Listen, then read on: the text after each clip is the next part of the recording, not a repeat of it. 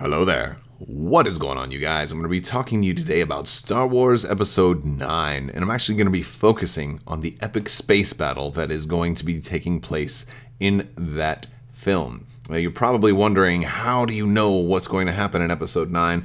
Well, it's actually quite simple. You see, the sequel trilogy in many ways mirrors the other two trilogies, and as far as symbolism and pacing, and it stands to reason that there will absolutely be an epic space battle in the third film in this trilogy, because we've had an epic space battle in the third film of both of the other trilogies. So it just seems to synergize with the pacing of a Star Wars trilogy. But on top of that, the more logical reason why we almost have to have an epic space battle in this final movie of the Star Wars saga is because there is no way that they end the entire Star Wars saga, which means Episode 9, with the First Order having a functional fleet and still being in power.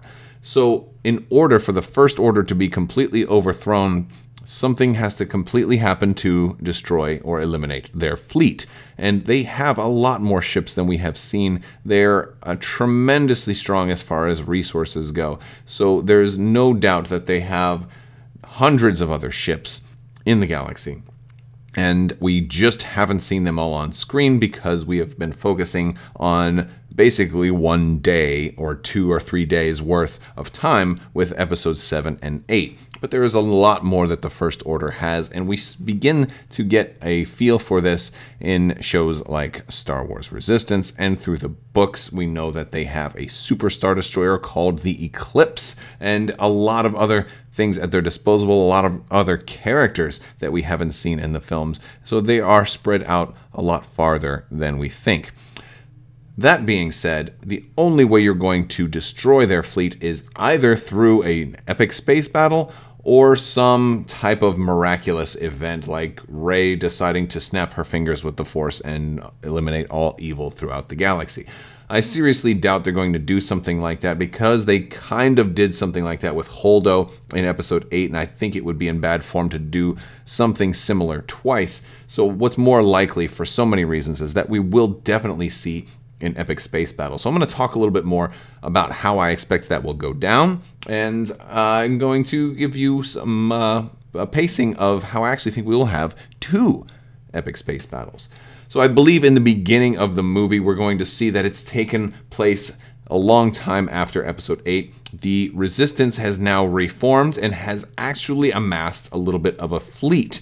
They have gotten some of the types of ships that we've seen, some new Nebulon ships. They've perhaps also, begun to reinvigorate hope in the galaxy, and now maybe the Mon Calamaris have joined with them a little bit more. And so we see that they are beginning to rebuild their fleet and beginning to do damage to the First Order. And so we will open that the First Order is actually under attack by a strike team of this new Resistance fleet.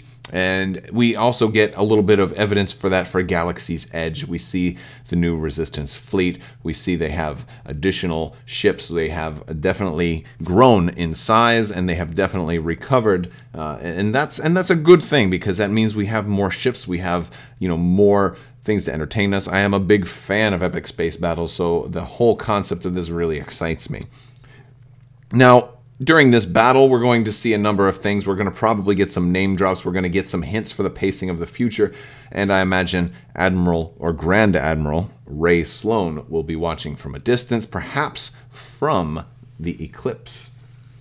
Now, the rebels will destroy their First Order targets and that we see in the film, and perhaps it'll even be a resurgent or 2, what would be a formidable force from if you go back to the days of Episode 7. So that kind of tells us that the Resistance has actually got some punch now, and they actually have a capable fighting force. However, you will quickly learn that the Resistance's victory is hollow and not quite that meaningful, because not long after that, word will get back to Kylo Ren and General Hux, probably through Rey Sloane, that, hey, this Resistance has actually got some teeth now. We need to crush them once and for all. And thus you get a glimpse of the larger First Order fleet, which is orders of magnitude bigger than we have seen before. And now suddenly you realize that it's definitely, not going to be a picnic for the Resistance. Allow the movie to continue with the plot, and towards the end of the movie there will be another space battle, and the first one will actually have been a little bit quicker, about the time of that first scene with Poe and his X-Wing at the beginning of episode 8. So towards the end of the movie we're going to see the Resistance thinking that they have another shot to take out First Order ships, but it turns out it's actually an ambush. And now the Resistance's fleet is fighting against the full strength of the First Order.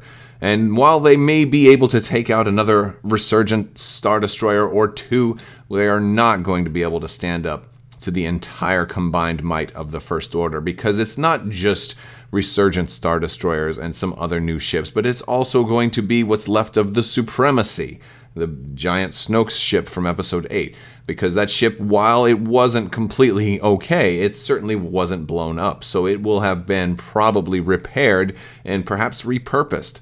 We're also going to see that there are other dreadnoughts. In episode 8, they make very clear that this is not the only dreadnought. There are others. You will probably see all the rest of them, or however many more there are. At least one other, probably at least two others. That being said, you're going to have a massive First Order fleet, and it is going to appear completely hopeless. And it is at this point that hope throughout the galaxy that has had a chance to restore is finally going to prevail itself, in that you will now have the entire galaxy realize through a scene of, or a multitude of scenes of, Leia and Luke's ghost and the hope of the Force, and probably Rey, that they can't count on people like Leia to always fight their battles for them. That they must now stand up and fight their own battles. And it is as this time where we hearken back to episode 8, where Leia counted on all those allies to come to their aid at their most desperate hour. But at this point, when it's really their most desperate hour, all of those allies actually do show up. Now this is the highlight of the film. This is where we get all of the ships to show up. Ships from across the galaxy, ships from Sullust, ships from Tatooine, maybe the Hutts even join in, because they realize that the First Order is a bad news situation for the entire galaxy. They've built weapons worse than the Death Star could ever hope to be, and you are going to find even the scum and villainy of the galaxy chipping in. You're going to probably see Mandalorians in this film. You're probably going to see droid ships in this film. You are probably going to see all sorts of small fleets and flotillas show up one by one by one. Maybe the first one that shows up gets blasted instantly, and then that doesn't stop it. They just keep coming and keep coming and keep coming, and they won't stop coming.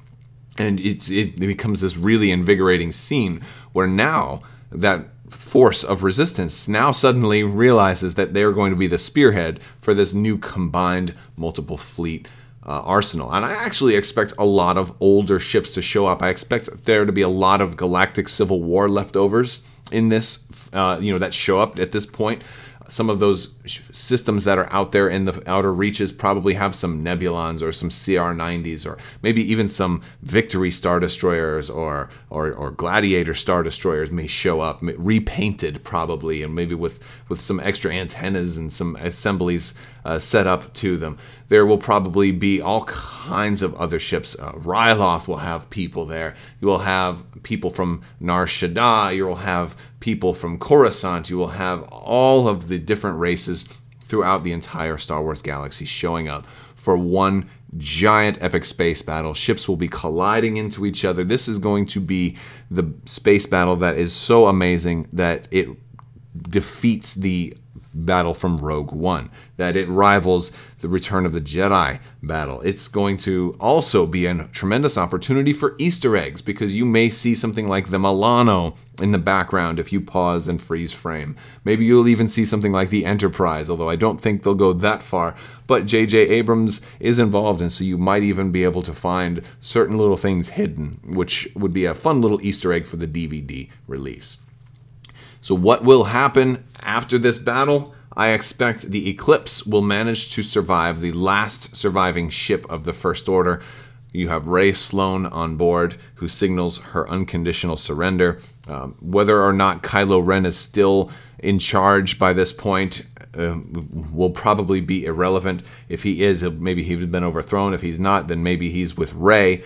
If Hux is still there, he will probably have been destroyed in some very satisfying way. But Rey Sloane, being the honorable one, submits herself and her ship for complete and total surrender, and it becomes a sort of a trophy for peace in the galaxy and a trophy for unity in the galaxy.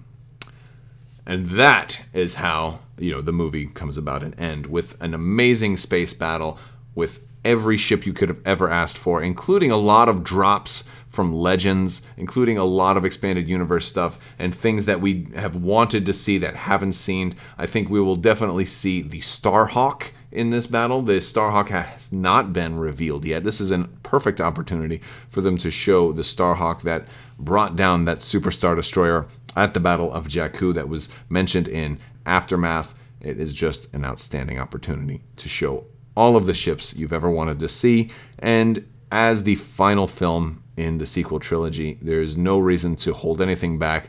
There should be virtually no First Order ships left, although it might stand a reason if one or two manage to escape to potentially carry on future stories. But what you cannot have is you cannot have a fully functional, threatening, intact fleet surviving. So I don't have a problem if one or two ships manage to escape in the battle, but it shouldn't be a serious, sustainable force.